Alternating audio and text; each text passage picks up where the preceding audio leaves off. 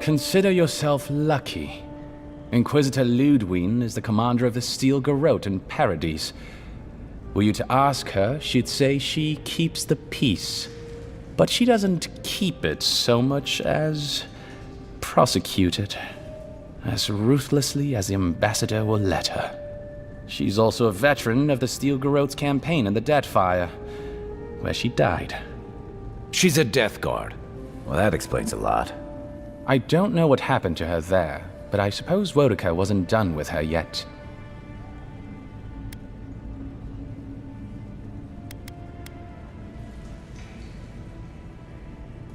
I only met her once. She was a mid-level member of the Steel Garrote then, chasing Oathbreakers who'd fled Adiran law. She'd come back to the Imperial Archives to borrow a map to a place called Oathbinder's Sanctum. I remember she was furious because the map was quite poor. She worried about finding the place, about properly executing her duty to her god. She wanted, I think, to do a good job. So, while clearly she has changed, in some sense, I'd say she's much the same.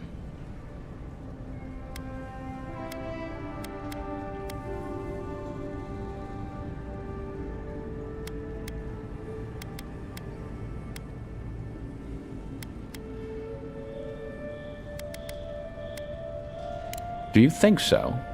I've always found her inflexibility comforting. Wodica's edicts are clear.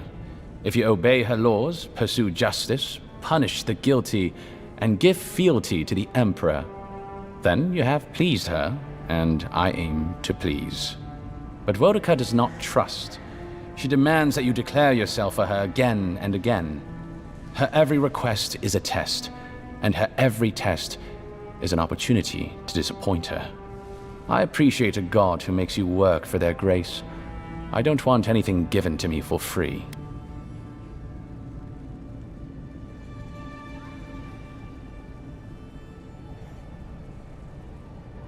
Death Guards are surpassingly rare. Some of the secretaries who traveled with our dignitaries in the Deathfire spoke of one named Iser, a devotee of Berith, who guards the hanging sepulchres there. But I've heard of no others except those I've read about in the histories, or, as you say, in stories. They are people, most often paladins or priests, so devoted to a cause that they simply refuse to pass on to the wheel when they die.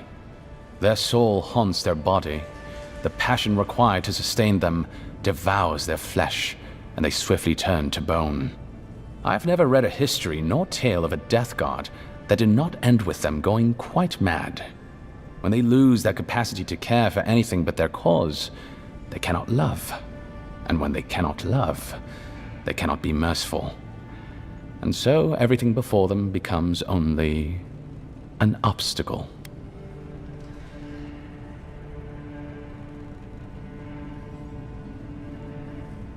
Think upon your promises and die.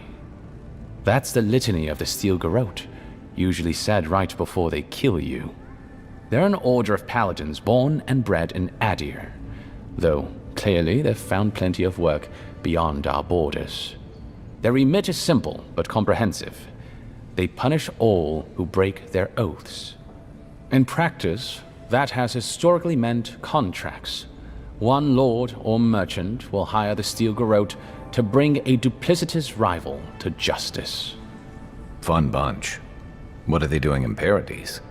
Since the events in the Deathfire, their operations have expanded. The Steel Garrote has always been associated with Wodica. Now, they are explicitly her order. And they go wherever Wodica's priests, or Wodica herself, believes there is a need for them to go. The Living Lands are a dangerous, lawless frontier in sore need of order. Thus, they are here. Or so the Steel Garrote say.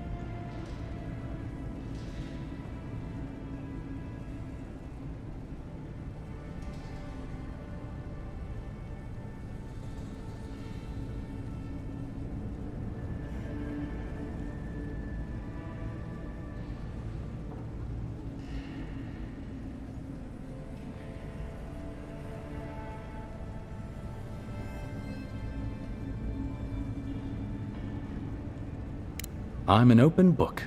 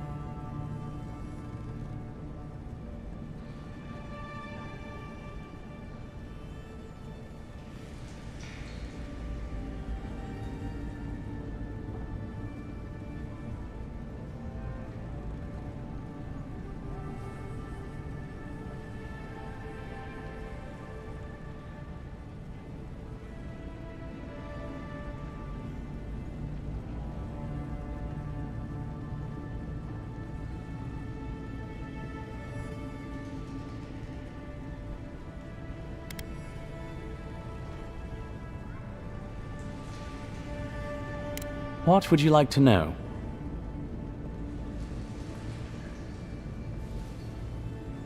If you're looking for a particular year, the first thing you should know about Paradise is that this isn't the kind of place where the locals keep records. And though it might be considered a distant backwater by the rest of the world, this city is the height of civilization by the standards of the living lands. As for who calls this place home, I suspect you could find a criminal, confidence man, or prophet from every civilization in the world here. Hey, come on. You're gonna give the envoy the wrong idea. We've got draft dodgers, courtesans, and revolutionaries too. You know, all the fun people. In any event, as far as I can tell, Paradise has been this way since its inception. Thus the eclectic display of architectural styles. If nothing else, this city is a reflection of the countless people who have passed through it on their way to the interior.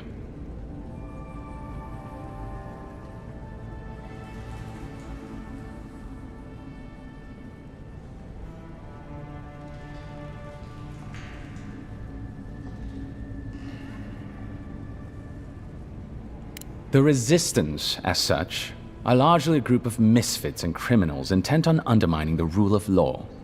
They take out loans with small Adiran banking houses and do not pay them, then assault the bankers who attempt to collect.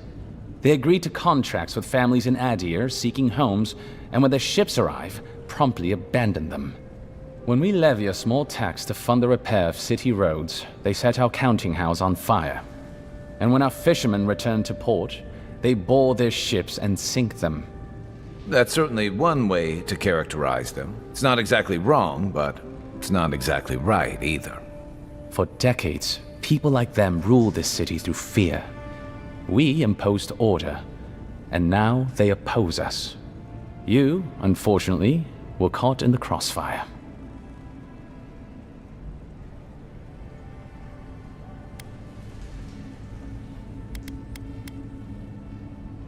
Depends on who you ask. Ambassador Heelgard will tell you that our remit here is to establish a secure and orderly environment from which to engage in trade. Inquisitor Liudwin will tell you we're here to break the frontier. So, which is it? Why not both?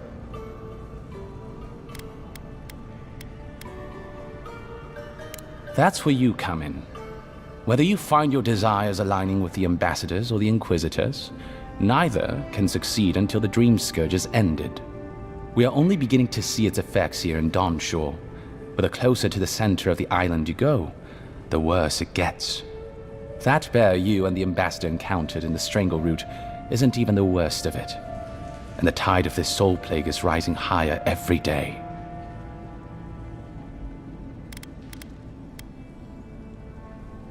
Look, For all that I complain about this backwater, there are good people here. Same as anywhere else. People who want to be able to walk to the market in the morning for their bread and eggs and know they won't be mugged. People who like it when the mail comes on time, and their skates are made from real copper, and their neighborhood peeping Tom ends up in the stocks. Those people, good and honest people, who pay their debts and honor their contracts and remember to thank the gods, they like us a lot.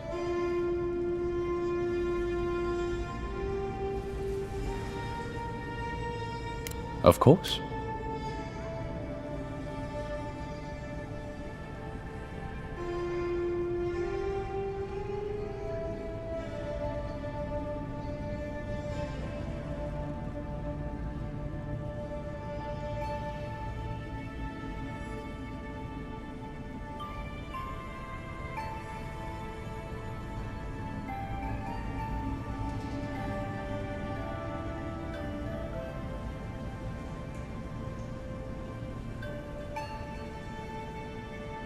There's a lot of ground to cover. Could you be more specific?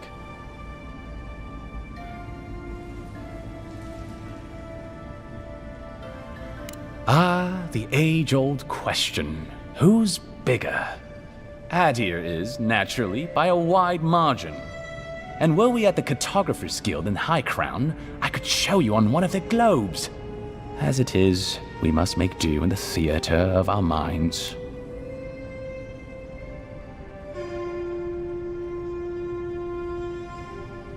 The Living Lands are located in the far north of Aora.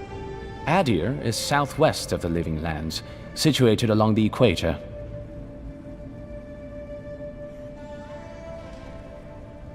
The Living Lands are more arid than Adir, and the island is more prone to storms. But its many deep valleys protect the various townships from the worst of the weather. Topographically speaking, the Living Lands are a place of extremes. Deep inland, mountains rise high enough to rival those of the White March, blanketed year-round in snow. While east of the volcano of Mount Forja is an acid sea that sinks far below the level of the ocean. The lands between them are riven with deep clefts in the earth and isolated by wastelands of sun-baked sand dunes.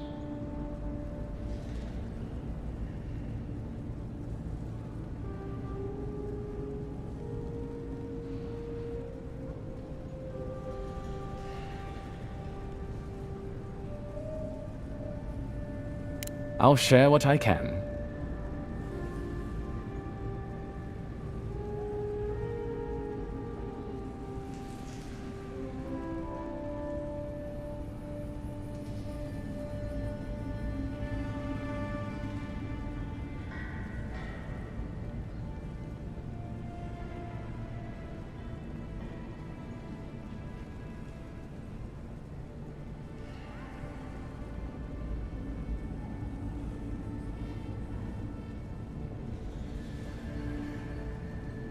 There is no singular authority in the Living Lands.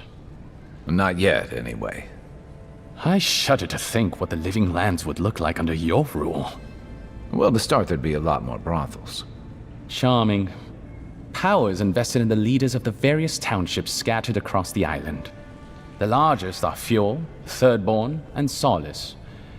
None of which, I will note, are as safe and orderly as Paradise. Fior Messaverno is located in a valley known locally as the Emerald Stair, named for the terraced rice paddies that cover its hillsides. It is our closest neighbor.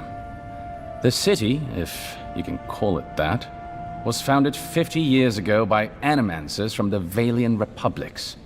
Apparently, the laws governing animancy weren't lenient enough in the Republics. So the city's founders came to the Living Lands, where they could practice their discipline more freely. Currently, Fjord is governed by a man named Ignacy Vidaro. Rather inept to hear the ambassador talk about him. Fjord's farmers supply most of the grain and vegetables we eat here in Paradise. Or it did. Their shipments have been infrequent lately. Something about a blight in the fields. In any event, I believe that covers Fjord. The Valian Republics are a collection of city-states in the Eastern Reach, southeast of our former colony, the Deerwood. The Republics began life as colonies of the Grand Empire of Valia, hence the name. But as Grand Valia's economy collapsed, well, the colony saw an opportunity to escape the influence of the Empire of Origin, and they seceded, much as the Deerwood did from Adir. Now a mature confederation in their own right, the Republics have recently indulged their own expansionist ambitions in the Deadfire Archipelago. Through their merchants in the Valian Trading Company, the Republics will sell you anything you could ever wish to buy. Up to and including people. We should count ourselves lucky they've had no interest in the living lands. In a struggle between our Emperor and the Republic's great dukes, well, I doubt we would come out on top. But if anyone asks, I was not the one who told you that.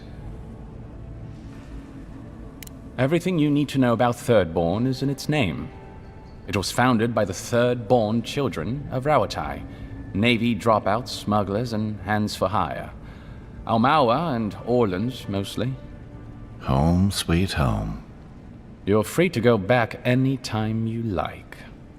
I like my current circumstances just fine, thanks. They are a people, in short, who couldn't cut it in the civilized world, and had to make room on the margins. Unfortunately, they are currently besieged by the Dream Scourge. We have sent some troops to lend what help we can, and the mayor, Temerity, was appropriately grateful, but I don't know how long they'll hold out.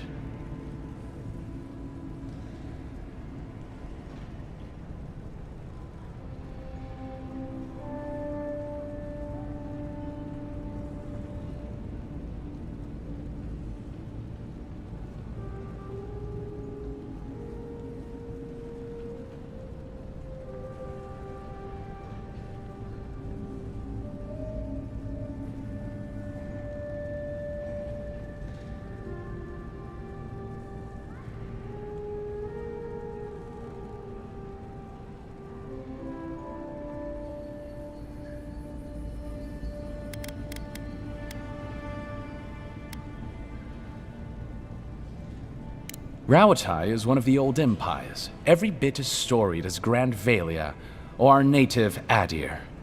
If Adir is to the southwest of the Living Lands, Rawatai is to the southeast. And unlike our home, their small continent is racked by terrible storms. This is due, or rather was due, to the island's proximity to Andra's mortar, the unending super hurricane that once hid the ancient city of Ukaizo. Rawatai is largely peopled by Almawa, descended from those who fled the Deadfire Archipelago centuries ago, when Andra pulled the moon, Ioni Brather, into the sea. They are an aggressive, militant culture, and personally I find their obsession with gunpowder rather quaint. They are also our chief rivals on the world stage. I don't think they see it that way. No? Well, as far as Navy brass is concerned, Adir doesn't really rate. Now you're just making things up. Sorry to be the bearer of bad news, but we don't think about you at all.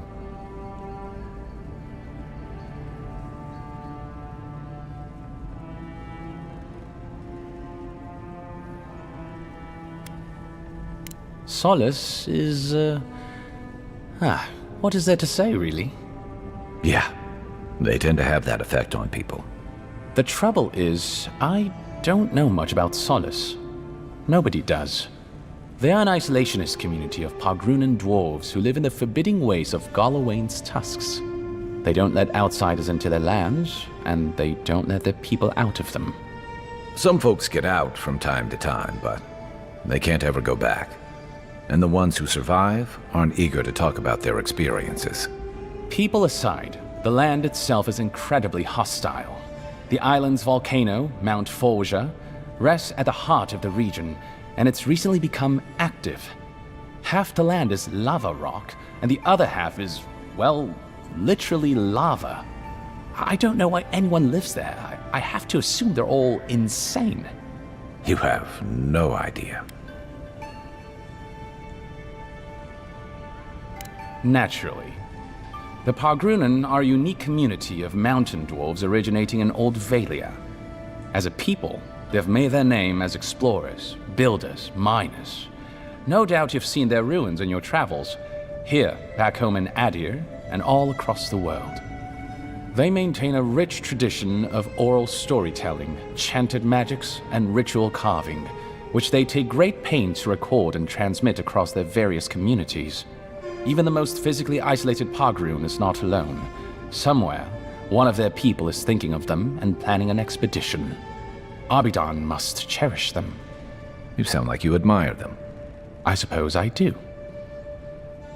By all means.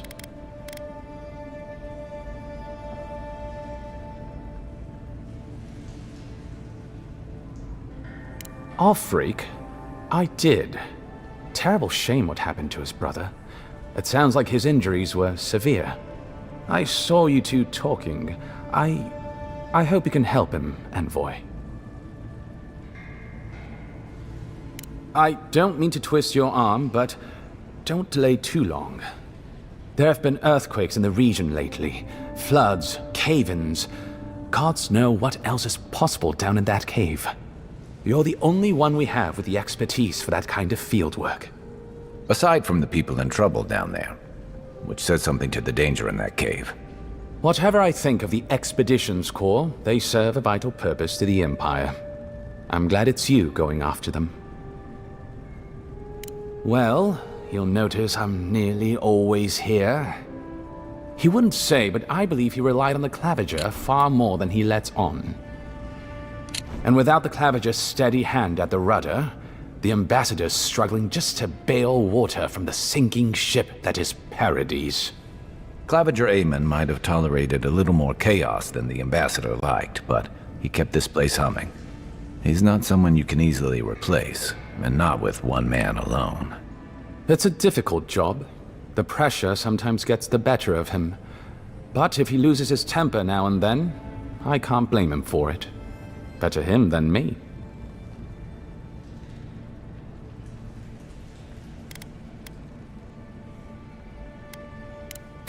Be serious. Most of us here didn't get sent to the frontier because we were anybody's favorite. The longer I'm here, the more likely the people who matter are to forget me. And I'd actually like to get back to High Crown someday. Get married, have a few kids, take the civil exams, and settle into a permanent clerkship. I guess there are worse ways to spend a life. Like rotting in this embassy.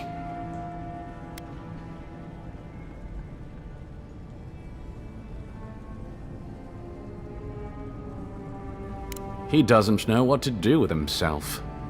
You know, in our first days here, he'd often walk to the end of the docks at sunrise. The work was done, the embassy was closed, and he'd still be wearing the same clothes he'd slept in at his desk. And he'd just stare out over the sea. He always seemed dissatisfied back then. I suppose, years later, he still does. Of course. I trust whomever told you to consult a Watcher. Also, she is alive. Aw. No. Anyway, Watchers, the soul. In either case, interacting with a soul allows a Watcher to... Watchers are incredibly rare. And in Adir... Oh, the smart ones stay hidden. They do not announce their powers. Perhaps not even to themselves. Even a careful Watcher risks inadvertently revealing themselves by knowing something they shouldn't know. Of the ones that are public, little is concretely known. But we hear things. They make good judges in Wodaka's courts, so long as they're controlled. The lords, it's rumored, buy and sell them to collect blackmail on their enemies. But I suspect many Watchers are imprisoned or executed, or simply kill themselves.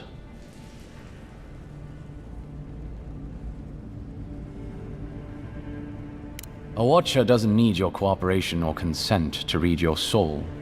They could learn everything about you, terribly damaging things about your parentage, for example, or things you did in a past life, without you ever knowing. You see how this could threaten the established order, undermine our betters' right to rule.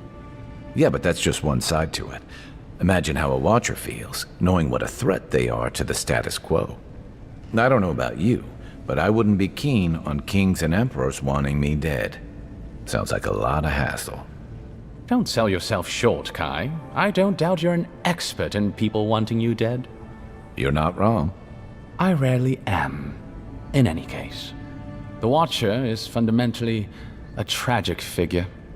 Of the few that survive our world, most are destined to go mad. Yes and no. So far as I understand it, a Watcher is born a Watcher. But it takes an event, often something shocking or traumatic, to bring a Watcher's powers to the fore. So you may be a Watcher, or I may be, or Kai, and we might not even know. Well, the Watcher of Cadnua is legendary. It was their castle Aethys destroyed when he began his campaign of terror in the Dead Fire. Oh, by the Queen, I hope I get to meet them someday. In terms of local interest, you'll have heard of Runid, of course. And there was Ida. You may not know about her. She was a Watcher from the Living Lands. I believe she was an Orlan. She must have died, 150 years ago. Slain by a great serpent, gods treat kindly with her soul. Doubtless there are others, but most don't meet a good end. I'm an open book. Should you ever need me, I will be here. Safe travels, Envoy.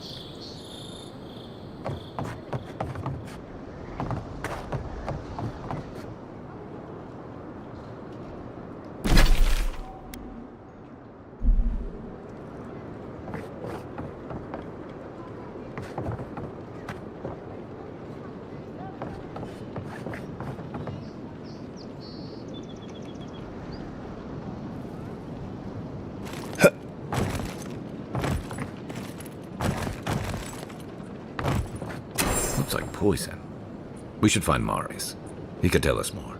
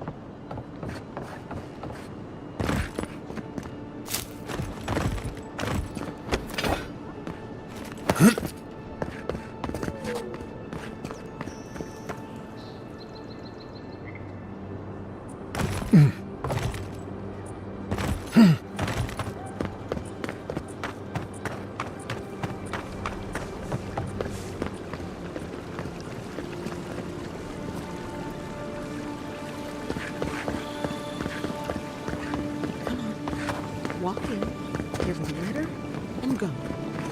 You can do this. You don't have to say anything.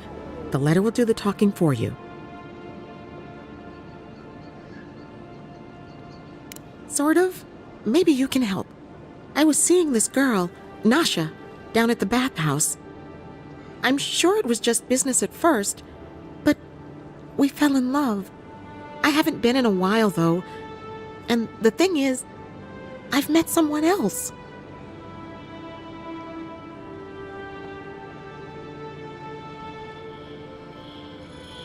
I suppose. Still, I can't just abandon her. I wrote her a letter, but I'm too cowardly to deliver it. If you're headed that way, would you mind giving it to her?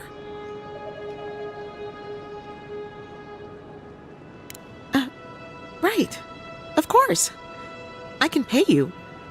I'd pay anything to not feel so guilty. Thank you.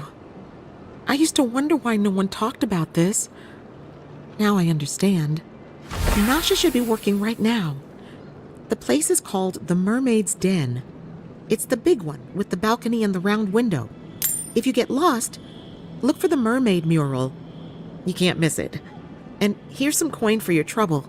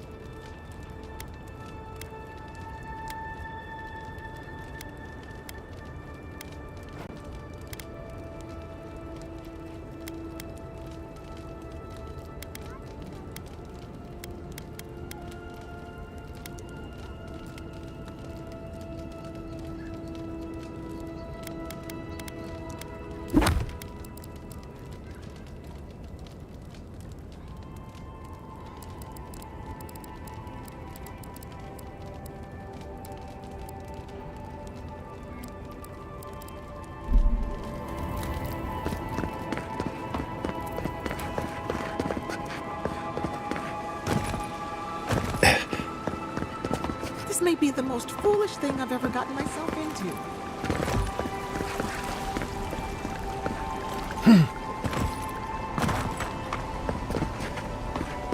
Hey, so close. But what's the point?